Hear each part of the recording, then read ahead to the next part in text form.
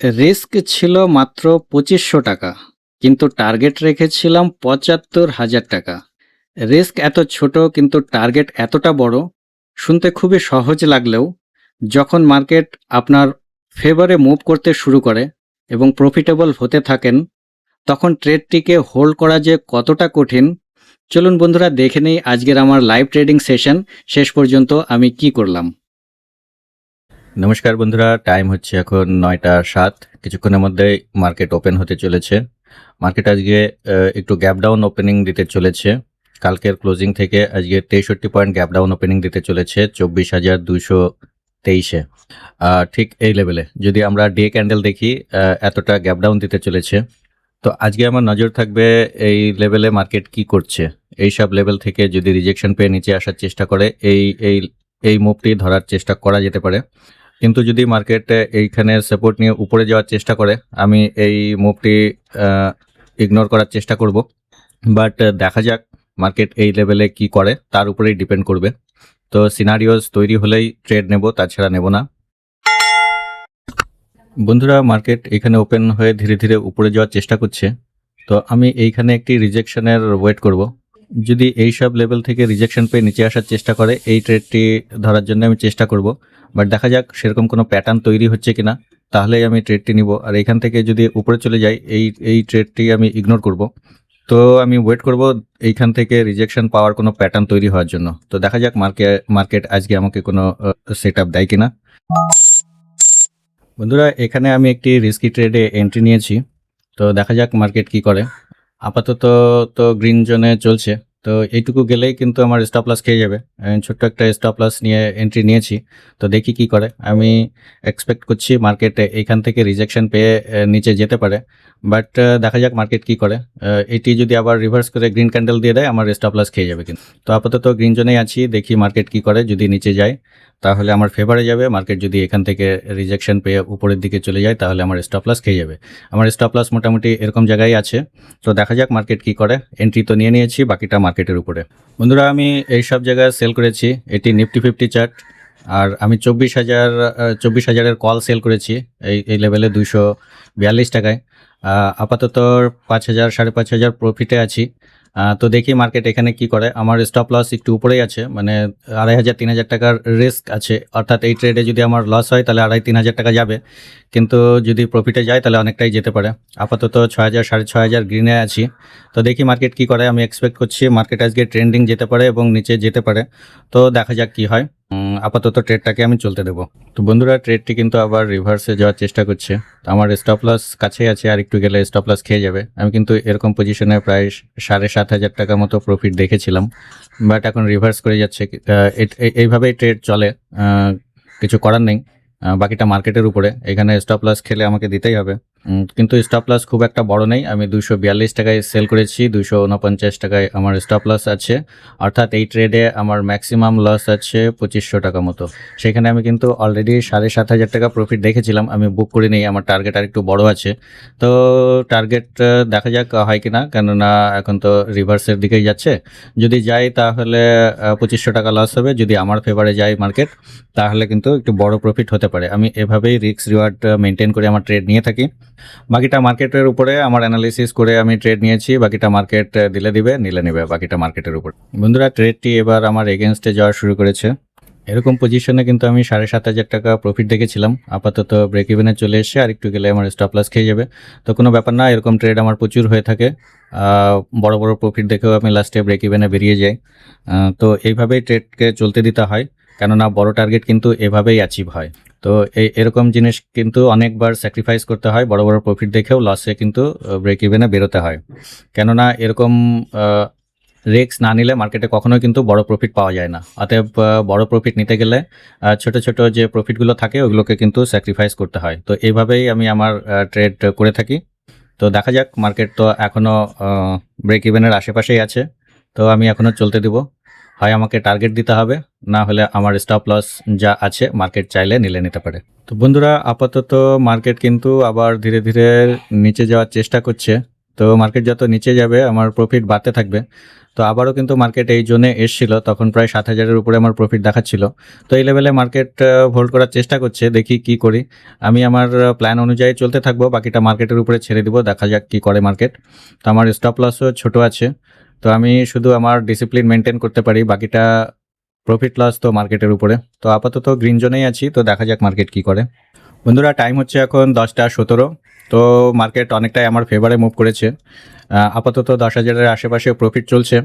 তো দেখি এরপরেও মার্কেট কি করে। আমি আজকে একটু বেশিক্ষণ হোল্ড করতে চাইছি, কেননা আমি অনেকটা ইন্দামানি গিয়ে সেল করেছি, 24,000-এর কল সেল করেছি, মানে এই সব লেভেলে সেল করেছি। অর্থাৎ আমার এক্সপেকটেশন মার্কেট এত দূর আসবে, এতটা রিস্ক নিয়ে আমি সেল করেছি। মার্কেট অনেকটাই আমার ফেভারে মুভ করেছে। আমার স্টপ লসও ছোট আছে, এইটুকু স্টপ লস আছে, যেখানে 240 টাকা আমার সেলিং প্রাইস, আর যদি আমার এগেনস্টে যায় 248-এ কেটে যাবে, অর্থাৎ এই 6 টাকা মতো আমার রিস্ক আছে। আর যদি এক্সপায়ারি আছে আজকে, যদি এই মার্কেট এই লেভেলের নিচে এসে ক্লোজিং দেয়, তাহলে এই প্রাইসটি জিরো হয়ে যাবে, মানে আমার প্রফিট হলে 242 টাকা প্রফিট হতে পারে। অর্থাৎ আমার টার্গেট আজকে বড় আছে। তো দেখা যাক মার্কেট কি করে। অনেক সময় মার্কেট এরকম গিয়েও রিভার্স করে কিন্তু খেয়ে নেয়, তো অনেকটা প্রফিট দেখার পরেও কিন্তু মার্কেট অনেক সময় এগেনস্টে গিয়ে পুরো প্রফিটটাই নিয়ে নেয়। তো এরকমও আমার অনেকবার হয়ে থাকে। তো বড় প্রফিট ধরতে গেলে এইসব ছোট ছোট প্রফিটকে স্যাক্রিফাইস করতে হয়। তো আজকেও আমি এরকমই কিছু একটা করার চেষ্টা করব, তবে দেখা যাক মার্কেট কি করে। আপাতত তো 6,000 মতো প্রফিট চলছি। বন্ধুরা ট্রেডটি আমার বন্ধুরা ট্রেডটি আমার এগেনস্টে চলে এসে, টাইম হচ্ছে এখন 10টা 29। এইখান থেকে রিভার্স করে মার্কেট একদম রিকভার করে গেল, প্রায় আমার স্টপ লসের কাছাকাছি চলে এসে। তো এখানে একটি হ্যামার ক্যান্ডেল তৈরি হয়েছিল। তো এই হ্যামার ক্যান্ডেলগুলি সাধারণত এরকম কাজ করে। তো হয়তো আমার স্টপ লস খেয়ে নিবে, কিন্তু কোনো ব্যাপার না, এইভাবেই ডিসিপ্লিন মেনটেন করে আমাকে চলতে হবে, কেননা বড় প্রফিট ধরতে গেলে এই প্রফিটের রিস্ক কিন্তু নিতেই হবে। এই সব পজিশনে আমার 10,000-এর উপরে কিন্তু প্রফিট চলছিল যখন এইখানে নেমেছিল, এখন একদম আবার ব্রেক ইভেনে চলে এসছে। আর একটু পরে স্টপ লসও খেয়ে যেতে পারে, বাট তবুও কোনো ব্যাপার না, ডিসিপ্লিনটা আগে, তারপরে মার্কেট যা করে সেটি মার্কেটের উপরে। তো এখন আমি যদি এই ট্রেডটি আমার স্টপ লস খেয়ে নেয়, আমি এখানেই এক্সিট করে যাব আজকের জন্য। আর কোনো ট্রেড নেব না, কেননা 10:30 বেজে গেছে। কিন্তু যদি স্টপ লস না খাই, এই ট্রেডটাকে আমি হোল্ড করব, বাট যদি খেয়ে গেল তো গেল, কোনো ব্যাপার না। তো দেখা যাক আর কিছুক্ষণ। তো বন্ধুরা আমার স্টপ লস এখনও খাইনি, মার্কেট এইসব লেভেলেই হোল্ড করার চেষ্টা করছে। তো এরকম লেভেল থেকে আবার নিচে যাওয়ার চেষ্টা করছে, তো আবার 5,000 প্রফিট দেখাচ্ছে, কিন্তু আমাকে এখন বেরোতে হবে। তো একবারে ইভিনিংয়ে আপডেট করব। তো এই ট্রেডটিকে আমি হোল্ড করার চেষ্টা করব এবং ইভিনিংয়ে একবারে দেখব আমার প্রফিট হয় নাকি এই স্টপ লস খেয়ে যায়। তো বন্ধুরা আপাতত এখানেই থাকছে, একবারে ইভিনিংয়ে দেখছি। তো বন্ধুরা ফিরে আসলাম আবার ইভিনিংয়ে। আজকে আমি সকালে এরকম জায়গা একটি পজিশন বানিয়েছিলাম, এখানে 24,000-এর আমি কল সেল করেছিলাম, 24,000-এর কল সেল করেছিলাম এবং ট্রেডটিকে হোল্ড করি। এবং এরকম হোল্ড করতে করতে এরকম জায়গায় এসে আমি প্রায় 23,000 টাকারও বেশি প্রফিট দেখেছিলাম। তারপরে মার্কেট প্রচণ্ড পরিমাণে ভোলাটাইল হয়ে যায়, আজকে এক্সপায়ারি ছিল, তাই ভোলাটিলিটিটাও একটু বেশি ছিল। তো এই ভোলাটিলিটির মধ্যে আমি ধীরে ধীরে আমার স্টপ লসটাকে আরও নিচে নিয়ে এসেছিলাম, যাতে এই ট্রেডে আমার আর কোনো লস না থাকে। কেননা আমার প্রথমেই প্রিডিফাইন্ড লস ছিল 2,500 টাকা, পরে আমি এই লসটাকে আরও নিচে নামিয়ে আনি যাতে এই লসটাও না হয়। তো ব্রেক ইভেনে আমি আমার এসএলটাকে নিয়ে আসি, কিন্তু মার্কেট পরে এতটাই ভোলাটাইল হয়ে যায়, এরকম জায়গায় এসে আমার এসএলটা চলে যায় এবং আলটিমেটলি 23,000 টাকা প্রফিট দেখার পরেও আমি লাস্ট পর্যন্ত 1,696 টাকা বুক করি। এটি আমার আজকের ব্রেক ইভেন, কিন্তু কিছু করার নেই বন্ধুরা, এটা ট্রেডিং এর একটি পার্ট। তারপরে মার্কেট এই ক্যাশ সিস্টেম যে শুরু হয়েছে, সেইখানে গিয়ে লাস্টে গিয়ে মার্কেট আমার ফেভারে মুভ করলেও এটি আমি নিতে পারিনি, কেননা তার আগেই মার্কেট আমাকে এক্সিট করে দেয়। অর্থাৎ আজকে আমি 23,000 টাকা প্রফিট দেখার পরেও কিন্তু ব্রেক ইভেনে আজকে আমাকে বেরোতে হয়েছে। কিন্তু আজকের আমার টার্গেট অনেক বড় ছিল, প্রায় 75,000 টাকা, কেননা আজকে আমি আগেই প্রিডিফাইন করে রেখেছিলাম মার্কেট অনেকটা নিচে যেতে পারে, এবং তাই যদি যেত তাহলে যে 24,000-এর কল আমি সেল করেছিলাম সেটি প্রায় ছিল 242 টাকাতে সেল করেছিলাম, এই পুরোটাই জিরো হয়ে যেত এবং এই পুরো প্রিমিয়ামটাই আমি পেতে পারতাম। তো যাই হোক, মার্কেট দেয়নি।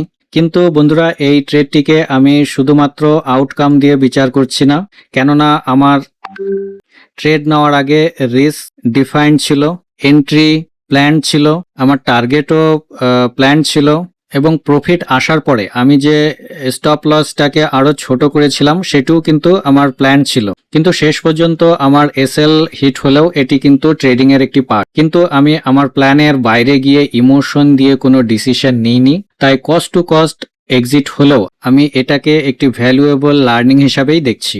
তো বন্ধুরা, আজকের ট্রেড আমাকে আবার মনে করিয়ে দিল মার্কেট আপনাকে প্রফিট দেখাতে পারে, কিন্তু সেটা আপনার প্রফিট নয় যতক্ষণ না আপনি সেটা বুক করছেন। আর বড় টার্গেট নিয়ে ট্রেড করলে সেই জার্নিতে অনেক আনসার্টেনটি তো থাকবেই। তো বন্ধুরা, আমার কাছে আজকের আসল অ্যাচিভমেন্ট 23,000 টাকা প্রফিট দেখাটা নয়, বরং শুধুমাত্র 2500 টাকার রিস্ক নিয়ে পুরো ট্রেডটাকে ম্যানেজ করা। অর্থাৎ আমি এই 2500 টাকার মাত্র রিস্ক নিয়ে যে পুরো ট্রেডটাকে ম্যানেজ করতে পেরেছি, এটাই আজকের আমার অ্যাচিভমেন্ট। বন্ধুরা, ট্রেডিং এ আমরা সবসময় কত প্রফিট করলাম সেটা দেখি, কিন্তু একজন ট্রেডার হিসাবে আরো ইম্পর্টেন্ট হলো আমি কতটা রিস্ক নিয়ে সেই প্রফিটের পেছনে গিয়েছিলাম, আমার প্ল্যান কি ছিল, আর মার্কেট প্ল্যান অনুযায়ী না চললে আমি কিভাবে রিয়াক্ট করেছি।